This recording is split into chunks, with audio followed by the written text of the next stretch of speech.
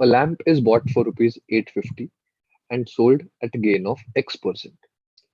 The selling price of the lamp is. Now, it is mentioned that it is bought for 850. That means cost price is 850. Now, always remember this formula whenever we are involved with profit percentage or loss percentage and cost price and selling price. You can use this formula: selling price equal to cost price into multiplier. Now, the value of multiplier M changes depending on you have profit or loss percentage.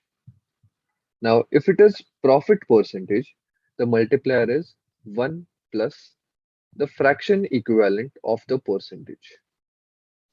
Okay. Now, in this case also we have gain, that is profit percentage, and the profit percentage is X percentage. So therefore, M in this case will be 1 plus X upon 100. Now let's substitute this value of M in the formula. So therefore, selling price is equal to 850 into 1 plus X upon 100.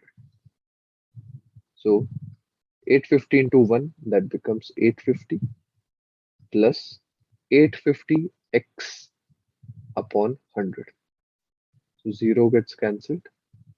If we divide by 5, it becomes 5 2s are 10 and 5 into 17, 85. So therefore, we can simplify to 850 plus 17x by 2. So therefore, answer will be option D.